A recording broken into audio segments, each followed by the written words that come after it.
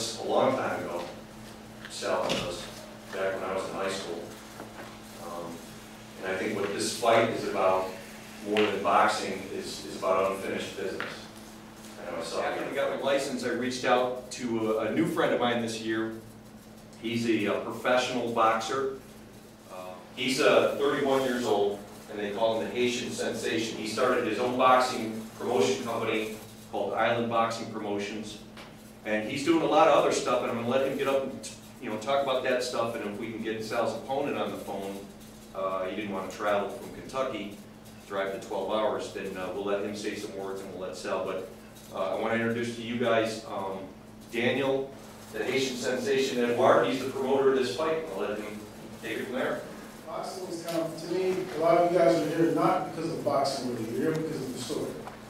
And everyone knows a great story. And this is an awesome story. And it's not just a story, it's a love story, in a way. It's a love story of someone 25 years, lost his love and passion for something, but he's always had it. And now he has a chance to get back in there and make it happen again. We also have Nick Kemp, our friend Sal Rocky Cenicola.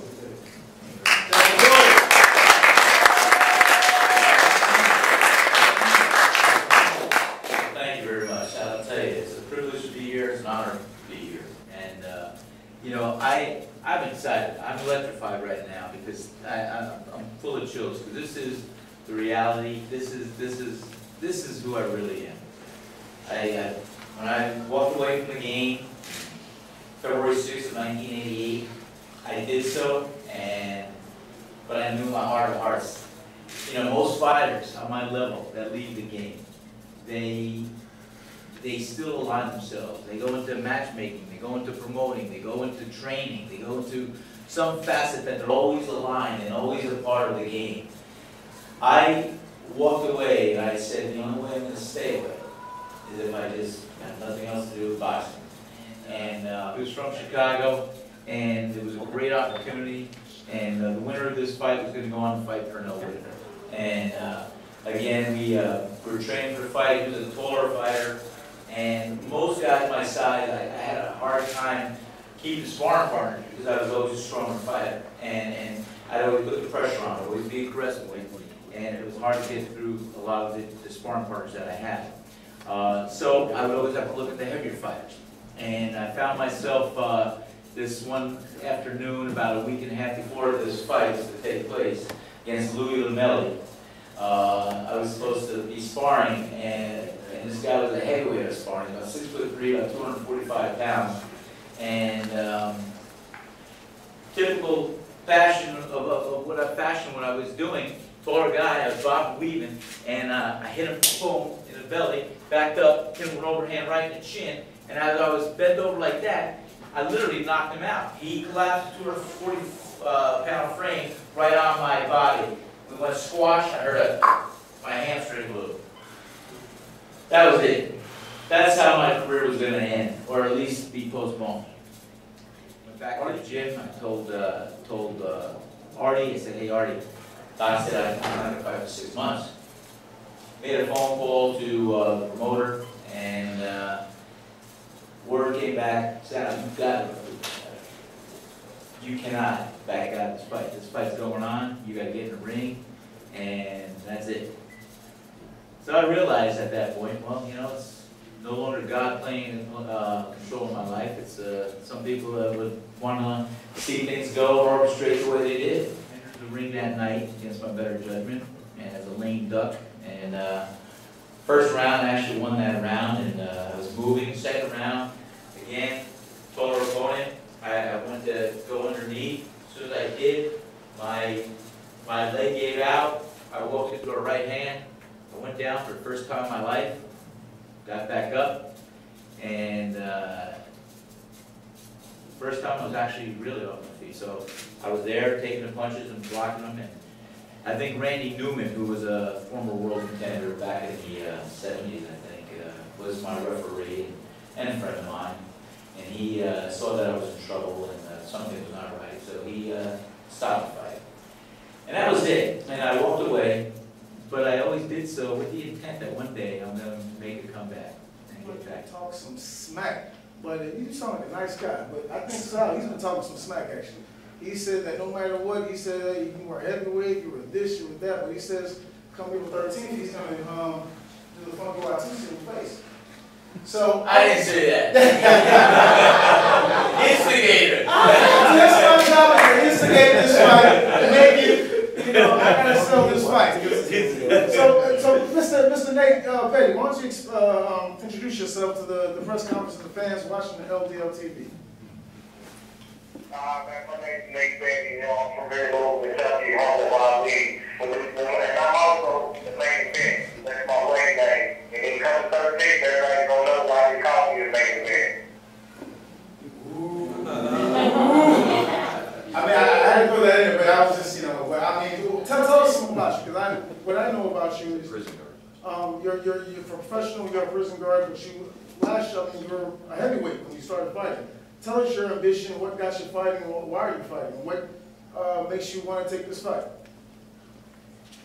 Well, my ambition is, you know, I grew up around boxing. My dad, he used to box. You know, I sat and watched that shadow box and everything in the basement. And he knew I was going to be a fighter. And I turned pro and everything. Well, actually, I fought the Golden Glove, won the Golden Glove, super heavyweight, then turned pro. But they tell old Sal, man, he gonna have to get ready for this death for men, because to get that gray up out of his head, you know, if he wants to go back to the young days, look like he used to.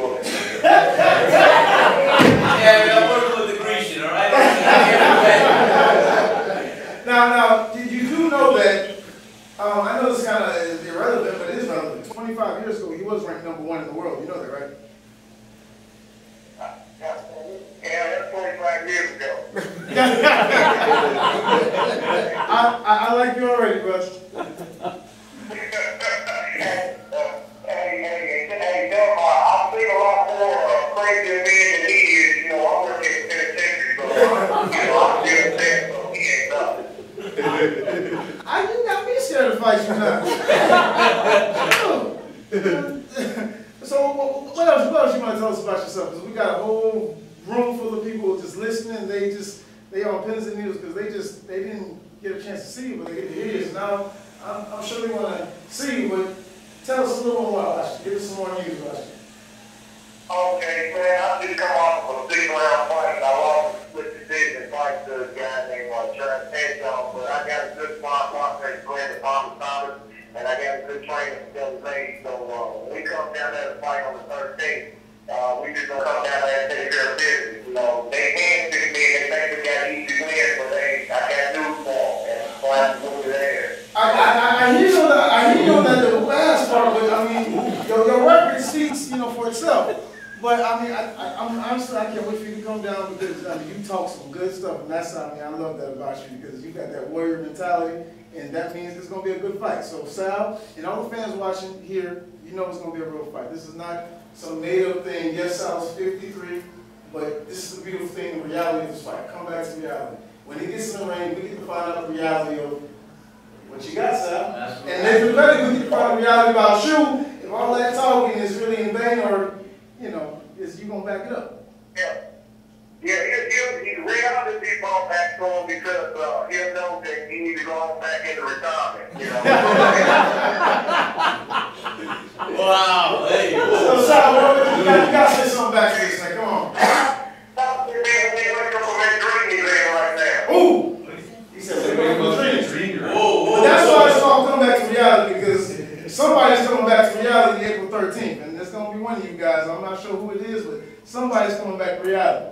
I can be on the outside watching. Well, I look forward to a good competitive fight, and I'm sure Nathan Petty's going to come in there ready to win, and ready to fight, and ready to give me a award. So I'm sure we're going to both come in to fight, and one of us is going to be with our hand raised in the air, and we're going to do our best to make sure it's going to be me. So Nathan Petty, I want to thank you for giving us your time to tell us about yourself and kind of promote this fight, because this is going to be something beautiful. It's a love story. It's a documentary. It's so many different pieces, and you're a beautiful part of it. I thank you for taking the fight, and I look forward to you coming down here and showing us what you got. All right, so the main event, taking out Rocky. Absolutely. Nathan, we'll see you, pal. Thank you. We're going to meet and we're going to greet. No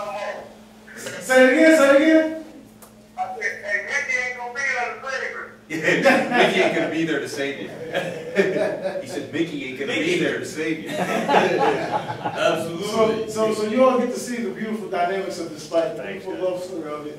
And I want to bring Nick Campbell up, the Galaxy Warrior, former IBA, IBF, WBA, IBO, WBA, IBO, IBF. He was champion of all of them. He was undisputed. So come on, Nick. Tell us about yourself. Nick Campbell, take it over. Thank you all for having us. Thank you all for having us. It's a great thing to be able to watch someone win victory. For me, I've lived my dream to the fullest. I started out sleeping on the front seat of my car over in Tallahassee. Those cold nights when I was all alone and no one to talk to and couldn't turn the phone on, couldn't turn the car on that long because you had to keep gas. But I know this to be in Sal's position to want to fight and to have someone take that you can't fight. And to have to go through all these different, jump through all these hurdles. I still jump through hurdles right now. I jump through hoops, jump over hurdles, jump through hoops right now. I fight all over the world and I still have to take extra tests sometimes. Because when you get to a certain age in this sport, they then begin to say that you shouldn't be here. Around as you can to get the work in. Because we don't know. Let's be honest. After 25 years, we really don't know. We don't know. But the one thing I can tell is he wants to do this. And sometimes that's all it takes, a want to do it and a drive and determination. Because everybody told me when I first started, you got to be out of your mind. You have to be crazy. 28 years old, going pro. These guys in the early 20s. And, hey, 8 years, 9 years later, you can do what I do. And I can make some banging pasta. I'm talking great pizza. So I'm here for the food. Tonight I'm here for food. I just want my friends come up from Jacksonville. I'm having everyone I can get to come up. I want to put my feelings out to see who wants to come. It's important that we support each other. Boxing is a very small community. It's not like some other sport where you don't get to know the other guy. More than likely, if you know one fighter, there's only 6 degrees of separation from another fighter. So I'm pulling for Sal. I'm pulling for the home team. I don't know anything, never met. And besides, he's from Louisville, Kentucky. Sal's right around the neighborhood. I'm from South Georgia. That's what they call Jacksonville, South Georgia. But I'm putting things to do well, and you guys are come out support. Thank you. Thanks.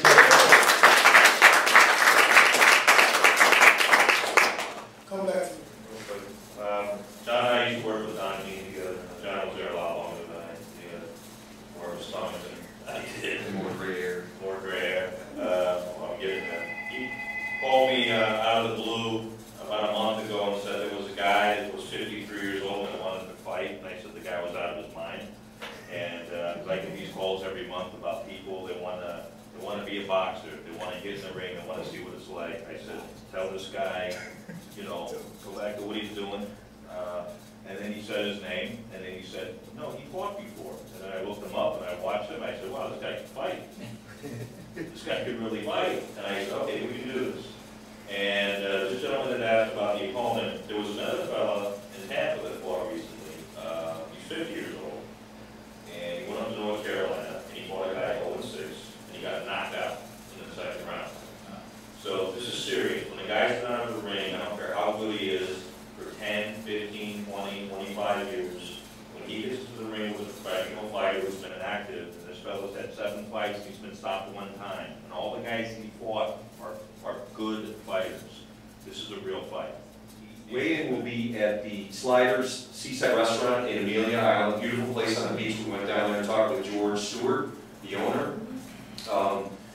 We are doing the television broadcast live around the world. The broadcast partnership is with Billy C., Nate Campbell, and we're selling advertising on there, and the advertising proceeds go to the Queen of Hearts Foundation for Disabled Children. My friend Michelle runs it. It's for kids with cerebral palsy and hydrocephalus. My son JJ, who's doing the production back there, did 2 events. One of them, if you remember, here in St. Simons. The money goes to therapy and education for these kids that's not covered by Medicare or Medicaid. So it's a really good cause. I believe in it. We've done a couple of events here for them, and the advertising that you purchase is payable to the Queen of Hearts Foundation, a 501c3 charity, and it's tax deductible and all that good stuff, but all the money goes, Michelle doesn't take salary, she gives all the money to the kids. So if you have any business partners here in St. Simons that want to be a part of that, you'll get some advertising for your donation on the live broadcast for 3 hours. It should be a great show. I'm looking forward to it. I'm really hungry. I want to go eat. And thanks everybody for coming to the press conference. And the next time you'll see us possibly at Bud St. Pierre. I want to keep saying Lapierre. If we can pull off the open workout here with Sal, we're going to do it. So we'll let you know that. Just make sure you can check out ldltv.com and Sal Cenicola. We'll let you know those dates. Otherwise, we'll see you guys on April 13th for a really great fight. Thanks.